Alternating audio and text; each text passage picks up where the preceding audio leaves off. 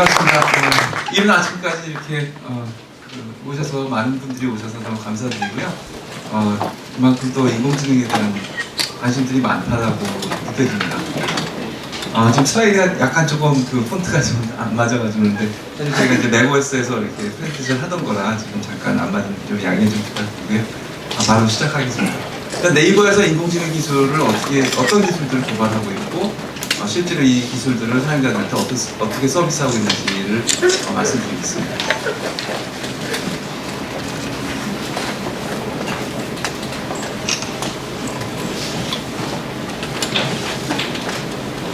네.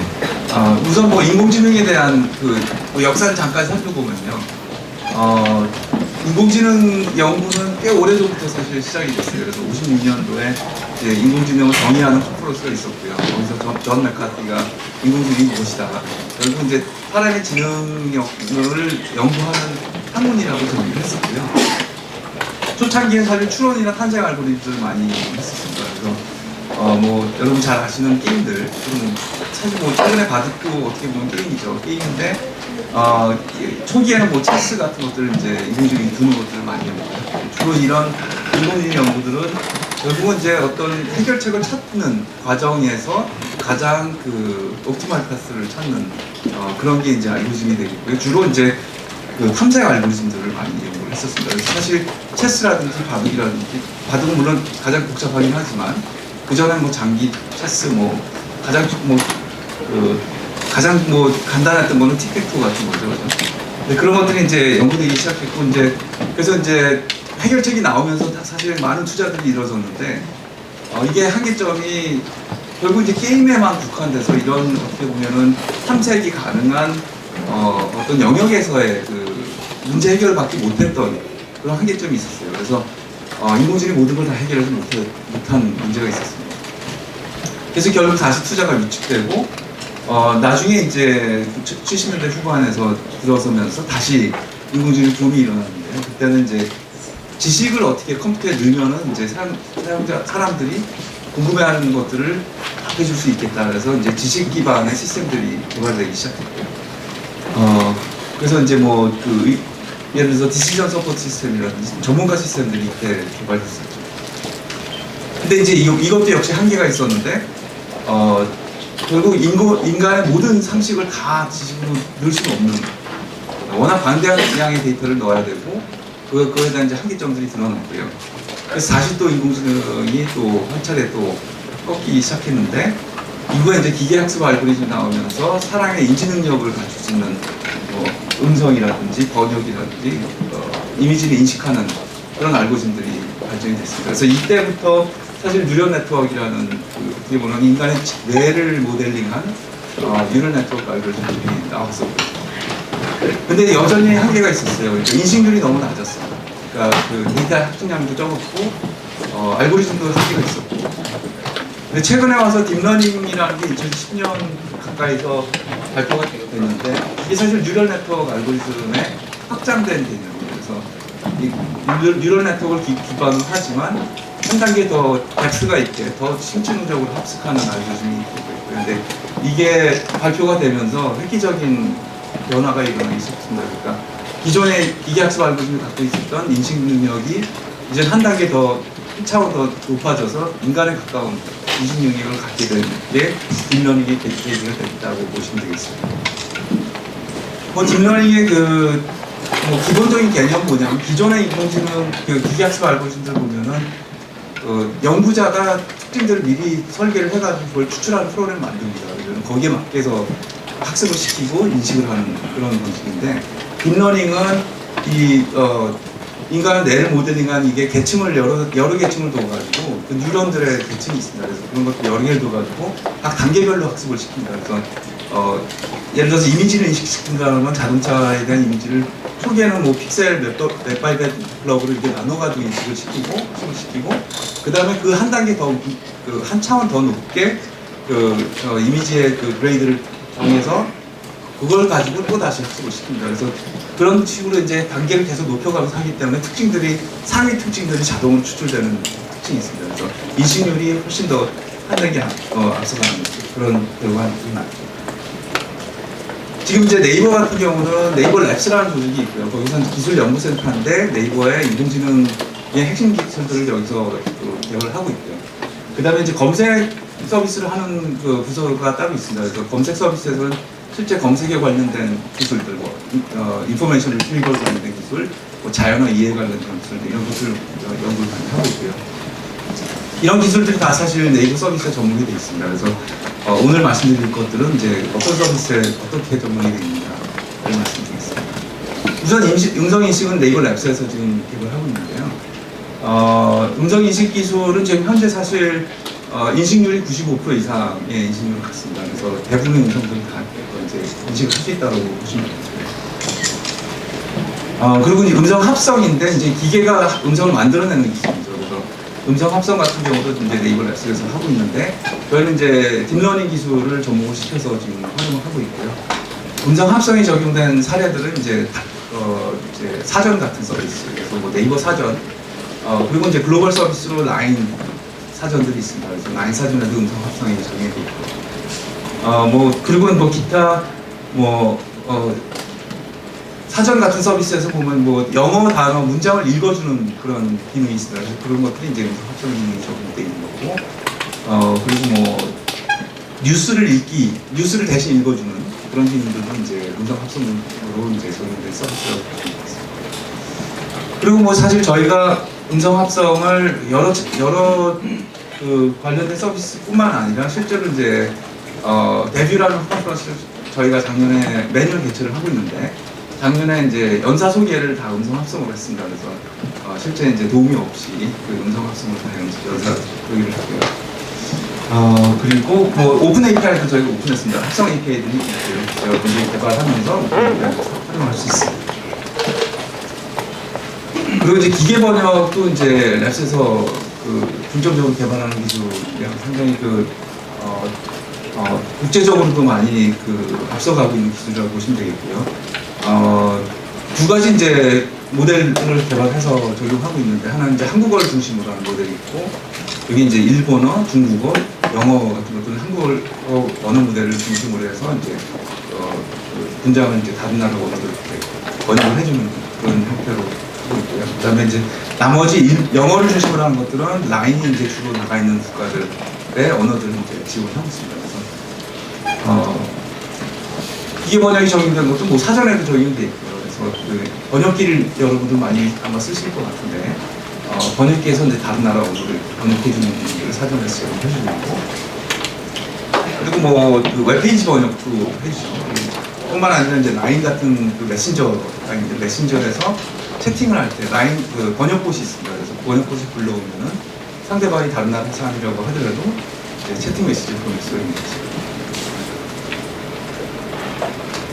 그래서 그 번역 기술이 사실 작년에 저희가 와트라는 아시아 지역의 대회를 나갔었어요. 그래서 여기서 이제 한일 번역은 1위를 했고요. 그 다음에 영일 번역은 3위를 했는데 이제 사실 2위와는 뭐 상당히 근소한 차이로 3위를 했습니다. 또 뭐 음성 인식, 번역 합성을 다 통합하면 결국 통역이 되겠죠. 그래서 통역 기능도 저희는 이제 일본어 통역기를 베타 오픈을 했고요. 그리고 이제 이미지 인식 쪽도 이제 연구를 하고 있습니다. 그래서 이미지들을 인식하고 분류를 하는. 결국 이제 사실 분류라는 것 자체가 인식의 어떻게 보면 가장 기본이고요. 그러니까 이미지를 입력을 해서 트레이닝 시킨 다음에 새로운 이미지가 오면은 이게 어떤 카테고리 또는 어떤 사물에 해당되는 거다라는 거를 사전에 다 트레이닝 해놨기 때문에 그 트레이닝을 기반으로 이제 어떤 사물에 해당되는 거라는 거를 이제 분류를 해주면 그게 결국 이제 인식이 되는 그런 문제입니다. 그래서 자동 분류 기능은 이제 네이버 클라우드에도 적용을 했고요. 그래서 네이버 클라우드에 이미지 같은 것도 올려놓으면은 일반 사용자들은 사실 이미지를 사진을 많이 찍지만 사실 분류는 잘 안 하잖아요. 그래서 클라우드에 올려놓으면 자동으로 이제 분류를 해주는 거예요. 예를 들면 뭐 동물들을 기준으로 분류한다든지 뭐 음식으로 분류한다든지 아니면 텍스트가 들어가 있는 것으로 여러 가지 형태의 분류가 가능합니다.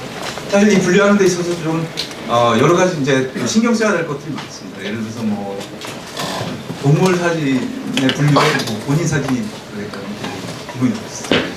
그런 것들은 이제 신경 많이 쓰고 있고 그 서비스 측면에서도 많이 고민을 하고 있습니다. 그리고 뭐 음악 인식도 저희가 이제 앱에서 하고 있고요. 이거는 이제 네이버 뮤직 앱에 음악을 들려주면은 이게 어떤 곡이다라는 걸 이제 네이버 뮤직에 이렇게 알아맞히고 그런 음악 인식 기술도 이제 그리고 이제 얼굴 인식하고 합성 같은 기능들도 이제 개발해서 서비스 기능인데 주로 이제 셀카 앱들, 카메라 앱들 기본적으로 뭐 필터 같은 거를 적용해서 뭐 밝게 하기라든지 이런 것들은 이제 기본적인 기능들이고 여기서 얼굴을 인식해가지고 성형을 해주는 그런 기능도 제가 하겠습니다. 그래서 얼굴에 뭐 얼굴을 좀 더 가름하게 만든다든지 눈을 크게 만든다든지 그런 것들은 이제 라인 카메라에 적용했습니다. 그리고 뭐 다양한 이런 헤어스타일하고 이제 접목시켜서 얼굴을 추출해가지고 이제 헤어스타일을 접목시키는 그런 합성 같은 것들도 있거든요. 뭐 여기까지가 사실 네이버 랩스에서 주로 하는 연구들을 말씀드려요. 그래서 기본적으로 랩스에서 하는 연구들은 주로 인식 알고리즘, 음성 인식, 영상 인식, 이미지 인식, 그리고 이제 합성하고 번역하는 것. 그래서 어떻게 보면 인공지능의 가장 핵심이 되는 기술들은 이제 랩스에서 연구기를 하고 있고요. 참고로 그 엊그제 저희가 여러분도 혹시 CVPR이라는 컨퍼런스 아시나요? 그 이제 컴퓨터 비전 앤 패턴 레코니션이라는 세계 이 분야에서는 탑티어 컨퍼런스입니다. 근데 거기서 BQA라는 챌린지를 했어요. 이게 비주얼 퀘스천 앤서링이라는 챌린지인데 거기서 세계 2위를 했습니다. 버클리 대학이 이렇게 저희가 2위를 했습니다. 그래서 그 BQA라는 건 뭐냐면 사진을 두고서 사용자들이 그 사진에 대해서 질문하면은 자동으로 답변을 해주는 그런 콘텐츠입니다. 그래서 세계대회로 처음으로 이제 CVPR이라서 이제 개최를 한 때이고요. 거기서 저희가 이기를 그래서 상당히 뭐 세계적으로 앞서가는 기술이라고 이해하시면 될 것 같습니다. 그 다음에 이제 검색 쪽에서의 그 연구를 말씀드리는데, 기본적으로 검색이라고 하면 웹문서나 어떤 문서를 가지고 인덱싱을 해가지고 거기 있는 키워드들을 추출하고 어떤 키워드가 어떤 문서에 들어가 있는지를 이제 인덱싱을 하죠. 그리고 이제 사용자의 어떤 지리가 없는 그 지리로부터 가장 매치되는 문서들을 추출해가지고 이제 랭킹 알고리즘 돌려가지고 이제 순서대로 나열하는 기술을 검색 알고리즘이라고 보시면 됩니다. 근데 뭐 과거의 검색 같은 경우는 뭐 물론 뭐 오래전에 뭐 구글이 페이지 랭크라는 걸 이렇게 말하고 랭킹 알고리즘을 간단하게 적용을 했지만 요즘은 사실 기계학습 알고리즘을 이용해서 랭킹을 합니다. 그래서 랭킹하는 데 있어서도 이제 학습 알고리즘이 적용이 되고 있습니다. 그리고 뭐 사용자 지리에 대해서 뭔가 그 형태소를 분석한다든지 이게 보면 자연어 이해에 가까운 그런 처리들을 하고 있는데요. 형태소 분석도 하고 있고 그 다음에 뭐 동일한 언어인데 동일한 단어인데 이게 약간 이제 의미가 이제 뭐랄까 여러 가지 의미를 갖고 있는 단어들이 있습니다. 예를 들어서 골프라고 하면은 이게 그 폭스바겐 골프를 얘기하는 건지 아니면 스포츠 골프를 얘기하는 건지 사실은 좀 애매하잖아요. 그러니까 그런 것들을 중의를 해석해가지고 가장 지금 컨텍스트에 맞는 걸로 답변하는 그런 알고리즘입니다. 그리고 뭐 지리어가 잘못됐을 때 그걸 이제 자동 고쳐준다든지 그 지리어를 새로운 지리어를 추천해주는 그런 기능들도 이제 인공지능 알고리즘들이 적용되는 것이죠. 그리고 이제 저희가 또 특화된 검색 기능들을 또 제공하고 있는데, 예를 들어 지역 검색, 어떤 관광 유명 관광지라든지 어떤 지역을 검색한다든지 거기에 맞게 서비스를 좀 더 그 사용자의 그 의도를 좀 잘 반영할 수 있게 저희가 하고 있는데, 예를 들면은 전주 한옥마을을 검색했다 그러면은 그 한옥마을에 해당되는 블로그들 사용자가 이제 기록한 블로그까지 분석해서 이 지역의 어떤 특성들을 뽑아냅니다. 예를 들면은 어떤 블로거들이 뭐 아이들하고 다니기가 좋은 곳이다. 뭐 이런 그 블로그 기록이 있으면 거기서 이제 누구랑 다니는 게 좋은지 분위기는 어떤지, 이 장소가 어떤 토픽에 맞는지 이런 것들을 자꾸 추출해가지고 여기 이제 사실 요 예는 이제 뭐 상당히 얘기는 하지만 여기 이제 보시면은 그 해시태그 같은 것들을 자동으로 이렇게 생성을 해줍니다. 사용자들이 가장 관심 있어 할 만한 것들을 자동 추출해 줍니다. 그 다음에 이제 스타일 검색을 저희가 또 제공해 주는데 이거 상품 검색을 할 때 그 어떤 유사한 상품을 또 검색하는 기능을 제공합니다. 그래서 여기 보시면은 이제 비슷한 스타일의 상품 찾기 하면은 지금 이제 이 상품을 보고 있지만 이 상품하고 똑같은 브랜드는 아니지만 같은 스타일의 같은 종류의 상품을 자동으로 찾아줍니다. 이거는 이제 상품에 대한 디스크립션을 가지고 이제 텍스트 마이닝을 하기도 하고 또는 이미지에 대한 딥러닝을 이용해가지고 비슷한 류의 이미지를 같이 검색해서 접목시켜주는 그런 기술이라고 생각했습니다. 그 다음에 저희가 이제 검색 같은 경우는 최근에 저희가 이제 대화 시스템으로 많이 발전되고 있는 상황인데요. 초창기에는 저희가 이제 네이버 링크라는 서비스를 런칭했어요. 그래서 음성 기반의 검색을 할 수 있는 서비스인데, 그 다음 단계에 이제 2014년에는 이제 대화형 검색을 런칭했습니다. 그래서 대화형 검색이라는 게 이제 어떻게 보면 그냥 검색 지리를 딱 주고 마는 게 아니라 계속해서 연달아서 뭔가 그 검색 결과를 좀 더 깊이 있게 재검색을 통해서 이제 사용자가 의도하는 것들을 찾아내는 그런 과정을 하고 있습니다. 그래서 대화형 검색을 이제 2014년에 저희가 런칭했고요. 최근에 런칭한 게 이제 라이브 검색이라는 걸 런칭했습니다. 그래서 라이브 검색은 마치 채팅하듯이 검색 시스템하고 채팅을 하듯이 이제 검색을 해나가는 그런 시스템입니다.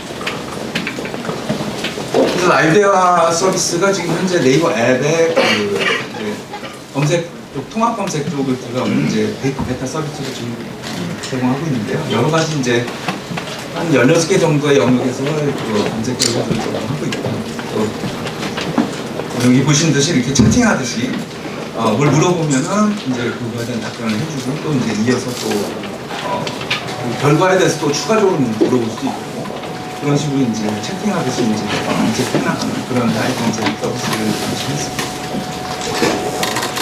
이게 이제 쇼핑톡톡이라고 그 판매자하고 직접 대화하듯이 이제 채팅하면서 어떤 물품에 대해서 계속 물어보는 서비스가 있는데요. 거기도 이제 그 대화 시스템이 적용돼서 사실 실제 판매자가 없더라도 인공지능이 대신해서 이렇게 답변을 해줍니다.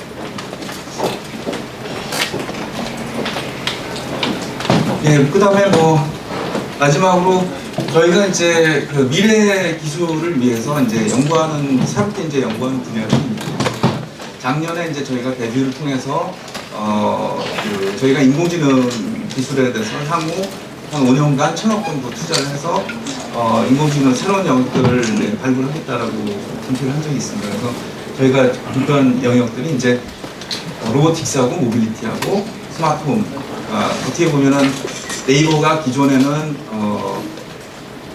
온라인 서비스, 주로 PC 기반이나 아니면 스마트폰 기반의 온라인 서비스를 중심으로 해왔던 회사라고 하면은 앞으로는 저희가 꼭 온라인이 아니더라도 오프라인 상에서 뭐 사용자들이 어디 있든지 간에 네이버 서비스를 접할 수 있는 그런 환경을 확대하는 방향으로 이제 연구를 하겠다라고 말씀드리거든요. 그래서 뭐 자율주행 관련된 것들이라든지 로보틱스 그리고 뭐 웰네스하고 피트니스 사용자들하고 직접 접할 수 있는 디바이스를 통해서 하드웨어하고 소프트웨어를 접목시킨 그런 새로운 프로덕트들을 개발하는 것들을 지금 진행하고 있습니다. 뭐 컨셉을 보면은 결국은 사용자가 어디든지 간에 뭐 PC, 스마트폰을 쓰고 있든지 PC를 쓰든지 아니면 가정 환경에 있든지 아니면 자동차를 타고 있든지 어떤 환경에서도 언제 어디서든 이제 네이버 서비스를 접할 수 있게 하겠다는 게 지금 컨셉입니다. 그래서 이런 영역에서의 이제 연구들을 하고 있고 이제 뭐 아직 자세한 말씀을 드리기는 좀 어렵지만 한두 개씩 이제 프로덕트들이 이제 런칭이 될 겁니다. 그래서 올해 데뷔 때도 뭐 조금 더 자세한 내용들을 말씀드릴 수 있을 것 같습니다. 그다음에 뭐 사실 뭐 이런 분야들은 뭐 많이 좀 요즘 그 관심을 갖고 있는 영역이긴 하죠. 그래서 저희가 뭐 스마트폰 홈 관련된 그 시장을 보고 요건 이제 사실 미국에서의 어떤 시장에 대한 현황을 말씀드린 건데 그 스마트폰 시장이 사실 미국이 가장 발전을 하고 있는데 약간 조금 이제 그 케이즘이라는 그 영역이 좀 빠져 있어요. 그래서 얼리 어답터들을 많이 좀 도입을 하고 있는데 이게 그 매스로 이렇게 확산하기까지는 아직 조금 이른 단계고 여러 가지 난관들이 있습니다. 이제 예를 들면은 사실 그 표준이 없다는 게 가장 큰 문제 중에 하나고요. 그다음에 이제 보안 문제도 있고 그래서 그런 문제들이 이제 해결이 돼야 어느 정도 매스 마켓을 이루어지지 않을까 이렇게 기대를 하고 있습니다. 그래서 저희는 사실 뭐 이런 문제를 안고 가는 프로덕트보다는 좀 더 사용자들이 직접적으로 네이버 서비스를 접할 수 있는 프로덕트를 생각하고 있고요. 그 다음에 자율주행 관련해서는 뭐 2020년까지 뭔가 그 자율주행이 여러 단계 있는데 정부에서 또 3단계의 자율주행이니까 완전 자율주행은 아니더라도 어느 정도 사용자 개입 없이도 직접적으로 운전할 수 있는 시스템을 상용화하는 거는 이제 정부에서 또 지금 드라이브 하고 있는 상황이고요. 근데 뭐 시장 전망을 보면은 요건 이제 그 2020년까지 자율주행 기능이 뭐 조금이라도 들어가 있는 것들의 그 자동차의 인스톨 베이스가 이 정도로 예상된다라는 전망이고요. 이게 이제 상당히 이제 가파르게 성장하는 걸 볼 수 있겠죠. 근데 이제 여기서 보시면은 사실 8밀리언 정도의 인스톨 베이스라고 하면은 사실 그렇게 많은 인스톨 베이스는 아닙니다. 왜냐하면 사실 1년에 예를 들어서 자동차 양산된 판매량이 1억 대다 하면은 1000만 대면 사실 상당히 미미한 수준이라고 보시면 됩니다. 그래서 자율주행차가 자율주행 기능을 갖고 있는 차들은 앞으로 많이 늘어나겠지만 완전 자율주행 차가 스스로 돌아다니면서 일반화되기까지 상당히 시간이 걸려요. 그래서 이제 이런 부분들은 사실 어떻게 보면 정부 주도적으로 많이 드라이브를 해줘야 사실 이런 것들이 좀 보편화가 되고 여러 가지 이제 뭐 법규에 관련된 이슈들도 있고 그런 것들이 많은 난관들이 있습니다. 그 다음에 이제 로봇 시장도 저희가 이제 바라보고 있는데 사실 로봇 시장은 그 산업용 로봇은 이미 사실 시장이 형성되어 있는 상황이거든요. 그 다음에 이제 산업용 로봇 말고 전문 영역에서의 로봇들도 이제 활용되고 있는 상황이고 이제 앞으로는 좀 더 사용자들한테 접할 수 있는 로봇들이 많이 등장할 거라고 봅니다. 지금도 사실 이미 등장하고 있고 그래서 서비스 로봇이라는 것들이 등장하고 있습니다. 호텔에서 어떻게 보면 안내원 없이 그냥 로봇이 안내를 해주는 호텔에 어떤 주문을 자동으로 받아준다든지 그런 것들이 이미 사실 상용화가 되어 있어서 운영 중에 있는 호텔들이 있고요. 그 다음에 퍼스널 로봇들도 등장을 하고 있죠. 뭐 최근에 MIT에서 이제 창업한 분이 지금 지보라는 로봇을 좀 만들고 있는데요. 그런 것들이 소셜 로봇들도 앞으로 등장할 거라고 예상이 됩니다. 그 퍼스널 로봇 시장이 상당히 이제 몇 년 안에 상당히 가파르게 성장할 거라고 좀 보고 있고 저희도 이제 네이버에 특화된 서비스를 할 수 있는 로봇을 지금 개발을 하고 있습니다. 네, 뭐 여기까지 사실 저희가 그동안에 했던 인공지능에 대한 연구하고 검색에서의 인공지능 기술을 적용한 사례들 그리고 이제 앞으로 미래를 위해서 저희가 어떤 투자를 하고 있는지 앞으로 어떻게 전망이 되는지를 간략히 말씀드렸습니다. 문제 해주셔서 감사합니다.